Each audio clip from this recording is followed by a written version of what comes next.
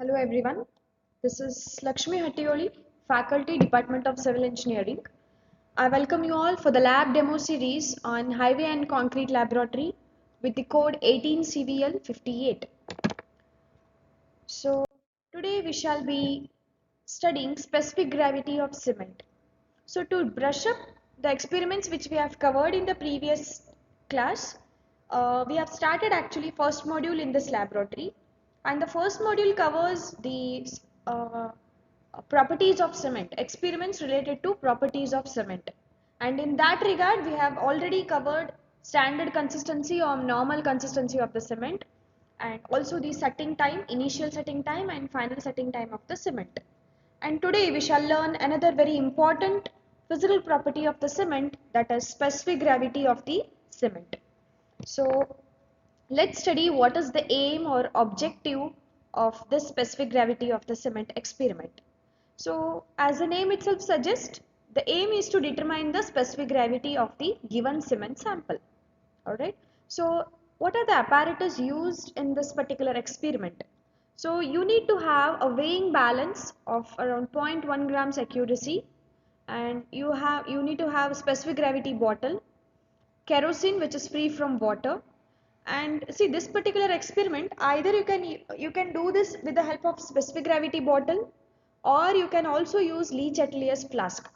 So from both the uh, apparatus you can perform this particular experiment, and you should make sure that whatever the kerosene you use, that should be free from water.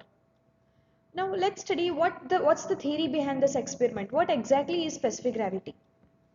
See, specific gravity is normally defined as it is the ratio between the mass of any given volume of material, okay, to the mass of equal volume of water. So this will be the general definition for all the given sample. So it can be a cement, soil, or anything in that regard. So specific gravity is basically the ratio of mass of any given volume of material to the equal volume of water. Now when it comes to cement, the specific gravity of cement also goes with the same definition, but the only difference is instead of water I'll be using kerosene here. The reason behind is, water when you add it to the cement, then naturally the reaction starts and it undergoes hydration, right? And it starts entering into the setting phase. So I don't want cement particles to start with any type of reaction while performing specific gravity experiment. So that is why I'll be using kerosene instead of water. One of the methods of determining the specific gravity of cement is by the use of liquid such as water free from kerosene, which does not react with cement. So that's the theory behind this particular experiment. So as you can see in this picture, either you can use this density bottle, or you can use this Le Chatelier's specific gravity flask. Okay, so here I'll be using a specific gravity bottle of 250 ml capacity. Okay, so either you can use this or this, in whichever you feel, whichever you have in your laboratory. Now, why are we supposed to calculate the specific gravity? And or in other words, what's the importance of the specific gravity? Why is it so? Why we are supposed to do this experiment? Okay. See, basically, we calculate the specific gravity of cement for determining the moisture content in the cement, or finding the behavior of cement with the water. See, if you are using a very old stock cement in your any type of construction, or maybe for this particular experiment, so the old stock cement, if it is actually mixed with any moisture content, then naturally that would have been formed with the lumps. So when you see some amount of lumps in your cement bag, that means it is a old stock. Okay. So maybe again your initial final setting time, even your standard consistency varies in that regard. So that's why you should make sure that whenever you will be using any cement sample in any construction or experiment, you should use a freshly produced cement. Okay, it should not be a old stock. If it's a old stock cement, it would have already been mixed with the moisture and lumps have been formed. Even the specific gravity varies in that regard. So that's why finding of the specific gravity is very important. And this specific gravity, I'll be using this in my design procedures. Okay, so that's why this becomes very important to find out. The specific gravity of cement is increased when cement is contacted with moisture content, or you also say that value will change over time if the cement is exposed to various weather conditions, right? So that's uh, calculating the specific gravity of cement becomes very important. Okay, now what's the method, what's the procedure to calculate specific gravity of the cement? So as you can see here, the initial procedure is take specific gravity of bottle. Okay, so you can see here 250 ml specific gravity bottle. Okay, wash and dry it completely. Okay, you should make sure that it should be completely dry. Oh, okay, so dry, wash and dry completely, and weigh the empty weight and note down the reading as W1. So first take down the value W1 as empty weight of the specific gravity bottle. So a weighing balance will be provided to you. Okay, take the specific gravity bottle which is completely dry, and that weight has to be taken. Okay, so a weighing balance will be provided to you. Take the weight and take it as W1, that is specific gravity bottle. Note down the reading. Next, so as you can see in this picture, this is a weighing balance. Okay, so zero point 0.1 gram accuracy, density bottle is already been placed here. So this is how you are supposed to take the weight. So go on taking the weight every time as and how I go on telling you the procedures. Okay, and note down the values. So and also make sure that you note down the decimal readings correctly. So that plays a very important role here. Now next, take that specific gravity bottle filled with 50 grams of cement. Okay, so take 50 grams of cement approximately. Okay, so take 50 grams of cement which should not have any lumps. Okay, that means you should take a sample which is freshly prepared one. It should not be any out of stock cement. So take a 50 grams of sample which is free from the lumps.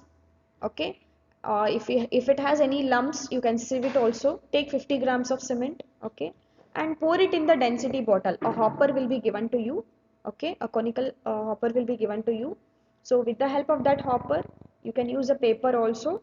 So drop that cement into the density bottle, around 50 grams of cement. Okay, it should be approximately 1/3. Now close the stopper. Okay, so a lid is provided above the density bottle. Okay, so that lid is called as either stopper, or you can call it as a closing lid. Close the stopper, then wait. Okay, and note down the reading as W2. So initially W1 was empty weight of density bottle.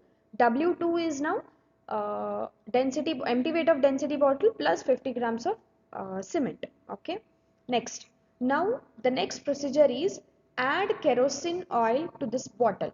Okay, so take a measuring jar, pour the kerosene in that. Okay, now add kerosene to the density bottle, fill it completely. Okay, but make sure that when you close the lid, the kerosene should not come outside. Okay, so just at the bottom level of the lid you should fill the kerosene. Okay, add kerosene oil to this bottle and thoroughly mix it. Okay, so when you add the kerosene, thoroughly mix it, uh, and make sure that all the air bubbles are left out. Okay, there should not be any air bubbles. Okay, and close the neck now, that is close the lid with the help of that stopper. Okay, then weigh it and note down the reading as W3. So till now we have noted down W1, W2 and W3. W1 is empty weight, W2 is empty weight plus cement, W3 is empty weight cement plus full amount of kerosene which is completely shake well. Okay, so that no air bubbles are left behind. Okay, so weight of specific gravity of bottle plus cement plus kerosene oil is taken as W3. Okay, next, so the next is now finally empty empty the bottle. Okay, so empty the bottle, wash carefully after the drying bottle. Filled it fill it with kerosene oil up to the bottle neck and weigh it and note down the reading as W4. So now what you are supposed to do is, okay, whatever you have filled cement and kerosene, just simply pour it outside. Okay, now thoroughly wash your density bottle and make sure once again it is completely dry. Okay, you can place it in oven also. So make sure once again the density bottle is completely dry. Okay, once it is completely dried and cooled, okay, later on pour kerosene inside the density bottle with the help of a conical hopper. So completely fill the kerosene in the density bottle just below the neck of the lid. Okay, so fill it completely and weigh it once again in the weighing machine. Take that reading as W4. So that means till now we have all the readings in grams, that is W1, W2, W3 and W4. Now once you've got this all the readings W1, W2, W3, W4, you have a formula, specific gravity. Basically the formula is ratio of volume of cement sample divided by equal volume of kerosene, right? So W2 minus W1 divided by W2 minus W1 minus W3 minus W4 into specific gravity of kerosene. So specific gravity of kerosene is 0.79. So multiply that. When you substitute these values, you will get the specific gravity of cement. Okay. Now the question is, why kerosene should be used for calculating the specific gravity of cement? Because we usually do, when you do the specific gravity of aggregate or some other material, we always use water. Even for soil, we use distilled water, right?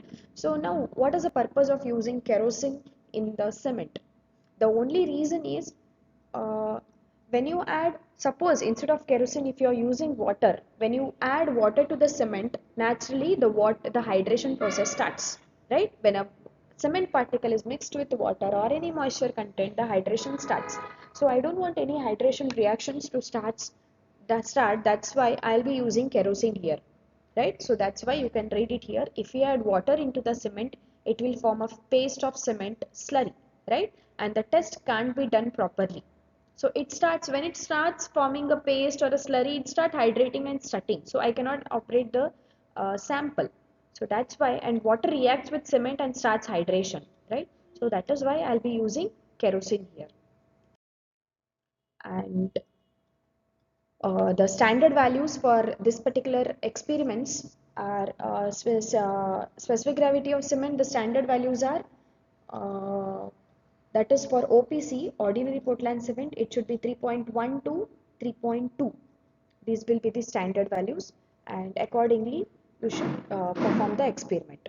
Okay, and make sure that the care should be taken such that there should not be any lumps inside the cement, and then very important point is maintain the temperature properly. And the next thing is always use distilled water and always use a kerosene which is free from the water. Okay, so these are the precautions you are supposed to take while perform this experiment. Okay, so thank you.